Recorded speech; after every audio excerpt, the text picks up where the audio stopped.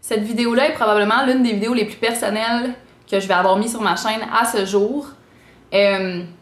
Aujourd'hui, le 12 octobre 2017, j'ai subi une augmentation mammaire. Puis même qu'au moment où cette vidéo-là est publiée, je suis probablement sortie de la salle d'opération, puis ça y est, c'est chose faite. Ça se pourrait aussi que cette vidéo-là soit une des vidéos les plus controversées de ma chaîne parce qu'on le sait, la chirurgie plastique, il y a beaucoup de gens qui sont contre ça. Puis c'est un peu pour ça, c'est un peu pour cette raison-là que j'ai pensé peut-être mettre cette vidéo-là 18 ans et plus sur YouTube.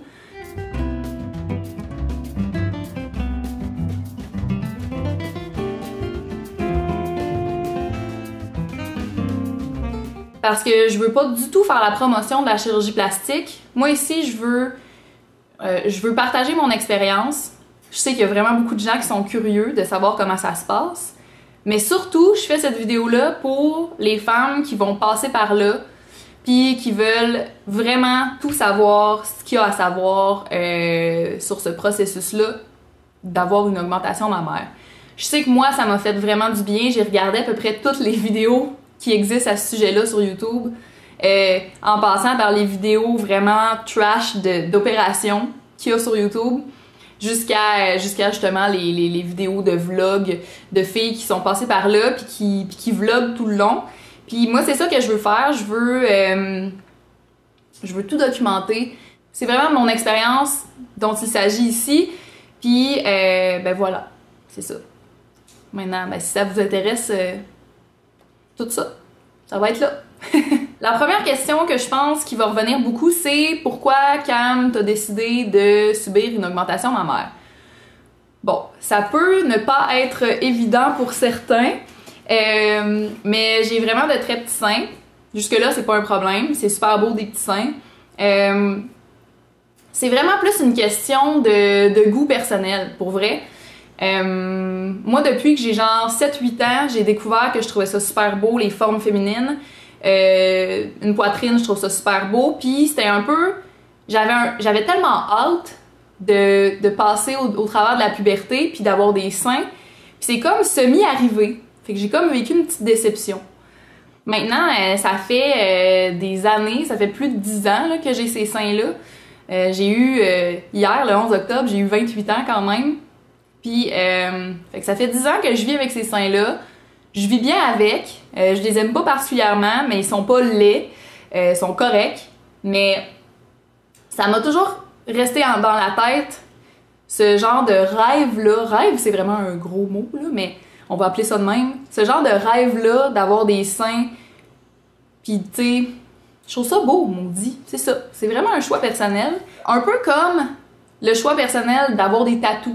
Moi, je trouve que c'est quand même une bonne comparaison à faire parce que les tatous, c'est une modification corporelle qui coûte cher, qui fait mal et qui est permanente.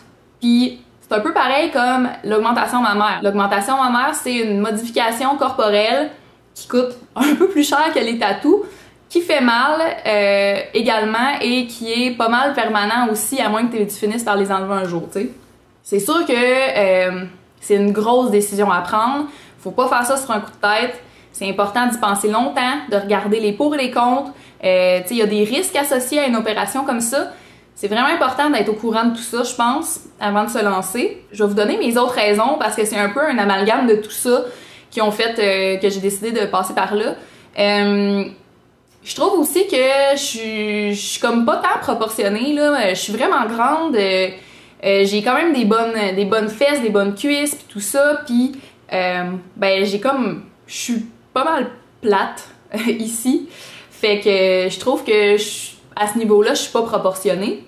Puis dernière affaire, c'est que ben je remplis pas un bonnet A, puis j'ai jamais été à l'aise de juste, tu sais, porter des brassières molles là, genre je me sens tellement trop flat, je suis comme, on dirait que, tu sais, j'ai une bonne confiance en moi, mais si je porte pas ma brassière padée,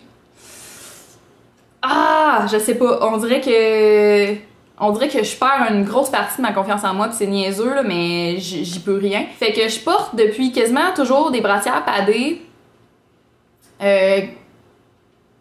qui qui sont trop petites pour moi parce que je remplis pas le bonnet, fait qu'il faut que je prenne un tour de taille un peu plus petit. Puis on va se le dire, là, prendre un tour de taille plus petit, c'est vraiment pas confortable. Je finis par souvent avoir même des blessures sous les seins à cause de ça. Mais je suis pas capable de pas porter ça parce que je trouve que, je sais pas, ça m'enlève beaucoup de confiance en moi pis c'est cave, mais bon, j'y peux rien.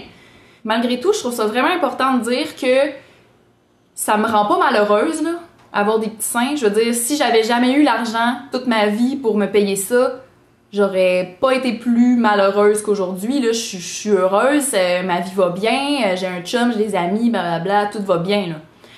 C'est vraiment pas un facteur dans ma décision. Si tu penses que tu vas devenir heureuse à cause que tu te fais faire les boules, c'est peut-être mieux de te payer un psy, là.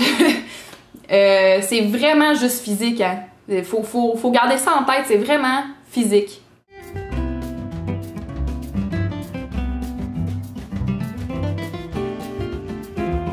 Maintenant, comment c'est arrivé dans ma vie, cette histoire-là? Ben, évidemment, comme vous savez, depuis toujours, je trouve ça beau des seins.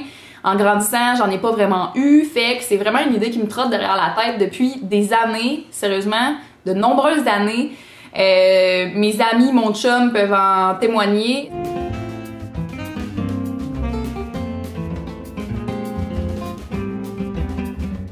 Un de mes plus grands rêves dans la vie, c'est d'avoir des seins. Et ça fait des années que je fais des recherches là-dessus pour tout savoir, pour être sûre que je fais le bon choix. Il y a tellement de choses il y a tellement de facteurs, tellement de choses à choisir là-dedans que je trouvais ça vraiment important de bien être informée. Ça, c'est vraiment important. Fait que c'est ça, tu sais, à partir de là, ben, j'étais informée, mais j'avais pas l'argent. Fait que je prenais mon mal en patience. Mais cet hiver, j'ai été contactée par un chirurgien qui cherchait à offrir une augmentation mammaire en échange de visibilité. Bon, moi, laissez-moi vous dire que j'ai trouvé ça vraiment hot. J'étais genre full excitée, là, depuis le temps que je pensais à ça. Puis là, j'étais comme, mon Dieu, mais c'est une opportunité en or. J'ai pas l'argent encore, mais je pourrais quand même vivre mon rêve. Fait que bref, je suis allée voir le dit chirurgien, j'ai fait la consultation avec lui, puis je l'ai vraiment pas filé. Puis ça, c'est une autre affaire vraiment importante à tenir compte, c'est important de se sentir à l'aise avec son chirurgien, c'est important de lui faire confiance parce que tu vas être à la table d'opération endormi, puis tu sais, lui va te couper, là. Fait que c'est vraiment important de se sentir à l'aise, de se sentir écouté, de sentir que il y a pas une chimie, là, mais qu'on est sur la même voie, tu sais, puis qu'on se comprend. Puis moi, quand je suis allée voir ce chirurgien-là, je me sentais pas écoutée, j'avais pas l'impression que je pouvais poser toutes les questions que je voulais. Je me sentais rushée, je me sentais mettre beaucoup de pression sur moi. Puis il essayait de me diriger vers quelque chose qui m'intéressait pas, c'est-à-dire des seins vraiment plus gros que ce que je voulais, puis dans un matériel que je savais, avec toutes les recherches que j'ai faites dans les dernières années, je savais que je pouvais pas avoir des implants à l'eau saline parce que j'ai pas assez de tissu mammaire pour cacher les genres de ridules que ça peut faire. En tout cas, je me sentais pas écoutée. Ça a été un gros non pour moi. Ça m'a vraiment brisé le cœur parce que je m'étais fait tellement d'espoir à ce moment-là. J'étais comme, man, faites vos recherches sur votre chirurgien, c'est tout ce que je peux dire. C'est vraiment important d'avoir quelqu'un de compétent puis qui vous comprend, puis être sur la même longueur d'onde, c'est le best. Il y a full de ressources qui sont offertes à nous pour avoir des informations sur les chirurgiens.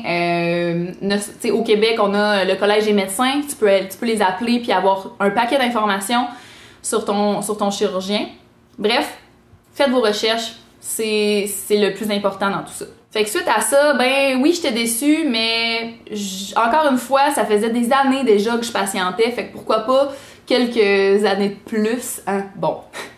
Mais bon, dans les mois qui ont suivi, j'ai vraiment beaucoup travaillé, j'ai eu plus de contrats qu'à l'habitude, et ce qui m'a permis de ramasser quand même un bon montant d'argent de côté. Puis là, ben, j'étais rendue à l'étape où je pouvais me le payer moi-même. Fait que là, j'étais vraiment contente. J'ai recommencé à faire mes recherches sur les chirurgiens qui m'intéressaient. J'ai pris rendez-vous avec 2 autres chirurgiens cet été. Puis, ben, la première rencontre avec le Dr Luc, ça a tout de suite cliqué. J'ai j'ai immédiatement cancellé mon deuxième rendez-vous parce que je savais que c'était avec lui que je voulais aller, ça l'a trop bien fité. Puis l'affaire la plus folle dans cette histoire-là, c'est que j'ai parlé au docteur Luc de mon projet, de tout documenter ça, pour montrer tout le processus sur ma chaîne, puis il était full enthousiaste, puis il a décidé d'embarquer dans mon projet, puis de m'offrir la chirurgie. Je vous le dis parce que je trouve ça vraiment important d'être transparente avec vous. Puis pour moi, je vois pas de problème à faire ce genre de collaboration-là parce que c'est vrai qu'il va y avoir énormément de visibilité. Et puis moi, mon avis change pas. Tu sais, tout le processus, il y a rien qui va changer là-dedans. Ma guérison, ça va pas changer. Tu sais, il y a pas de pouvoir. Je veux dire, je vais tout vous montrer anyway. Fait que je trouvais que c'était une super belle collaboration. Puis je suis vraiment contente. Et voilà, donc évidemment, ma chaîne ne deviendra pas une chaîne où on parle seulement de chirurgie et de seins. Je vais faire une petite série de vidéos pour vous parler de mon expérience, mais en dehors de ça, ma chaîne reste la même. Fait qu'hésitez pas à vous abonner, évidemment, pour voir la suite de mon expérience sur mon augmentation mammaire. Mais également, n'hésitez pas à vous abonner pour voir mes autres vidéos, parce que je pense qu'ils sont quand même nice aussi, là. Salut tout le monde!